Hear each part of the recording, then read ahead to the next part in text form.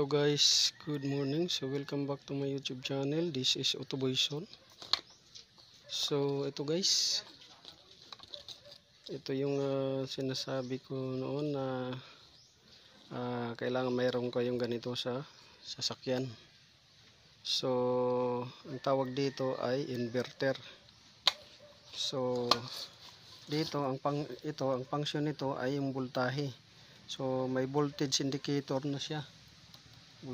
Voltage indicator. Yan. Yan. May voltage indicator. May USB charger port. So apat yung USB charging port.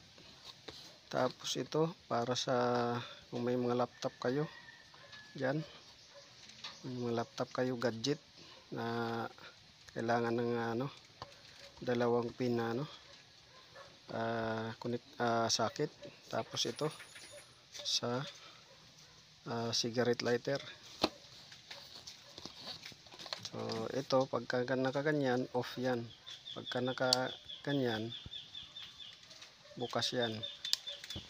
So yan yung papakita ko sa inyo kung paano natin ikabit to. So yan. So ulitin ko, inverter to. So kailangan mayroon kayong ganito sa sasakyan para sa inyong mga gadgets. At pwede rin to kung brown out sa bahay ninyo, saksak nyo lang, panda rin ninyo yung sasakyan, saksak nyo dito yung extension. Pwede rin yan. So papakita ko sa inyo yung sasakyan na kinabitan natin. So ito, yung kinabitan nating sasakyan ay Suzuki. So Suzuki. So ayan guys. So itong wire na to, ito yung power supply niya. Power supply niya to. So tinago natin para malinis siya. Hindi siya madumi tingnan. Kaya tinago natin dito sa likuran ng radio console ito. So nakaganyan, nakatago na yan siya, malinis na tingnan yan.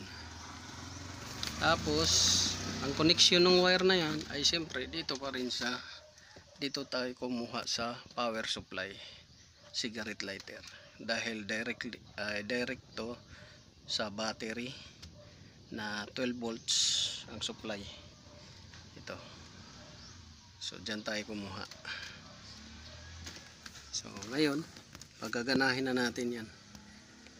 Yan. So ito voltage indicator, USB port.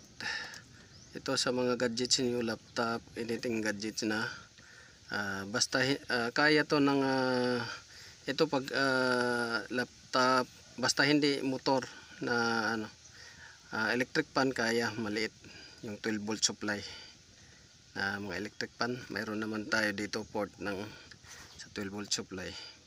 So ito pag brown out sa bahay ninyo, saksak nyo lang dito extension. Kaya to ng 5 bombilya. So kailangan yung bombilya ninyo 3 watts, 5 watts, hanggang dyan lang. So kaya to siya 5 bombilya. Tapos ito na yung dito sa kabila, yung cigarette lighter. Ayan. So dalawa. So naka bracket yan guys. Ayan, may bracket dito. Yan, naka bracket. So matibay yan siya. Ayan, tibay. Hindi siya basta-basta, hindi basta-basta siya na nagagalaw. So matibay yan. Yan. So ngayon atin ang ganahin. So dito na yung susi, pagaganahin na natin. So ayan. Ayan, umana na siya. Ayan.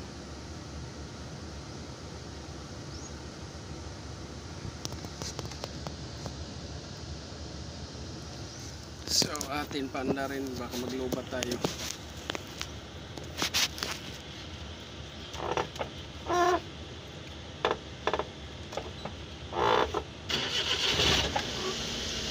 Yan.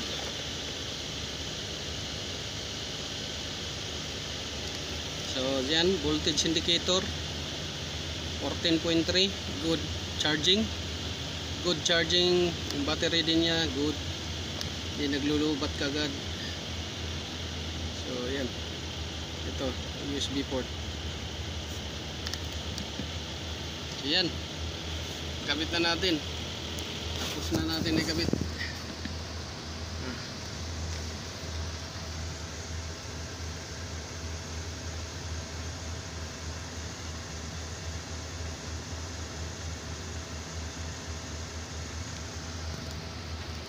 Tapos yung isa naman nating kinabit na inverter, ito.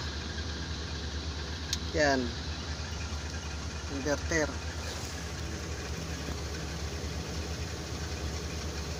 So may voltage indicator na rin yung inverter natin. Ito, yan. Voltage indicator. May USB port, 4. May cigarette lighter, 2. Tapos may 220 volts output, 2. At pangatlo itong triangle pin. Yan. So tapos na rin natin yung kinabit. Yan. So ang kinabit natin ngayon is 2. Inverter para sa backup ni sir sa USB, mga gadgets niya. Kung brownout sa bahay nila, pwede dito mag-extension, saksak. Panda rin lang yung makina, sasakyan. Dito, mga ibang gadgets. Yan. Pwede rin dito siya magsaksak yung inflator, tire inflator. Yan. So, gumagana yan. Tapos dito, ito naman yung pangalawa natin. Yan. So yun lang guys, maraming salamat, sana nakatulong sa inyo to. At kung nagustuhan nyo guys, don't forget to like, share, subscribe my YouTube channel, Autoboy Zone. So pakisupport na lang guys ng ating YouTube channel. Maraming salamat, God bless you.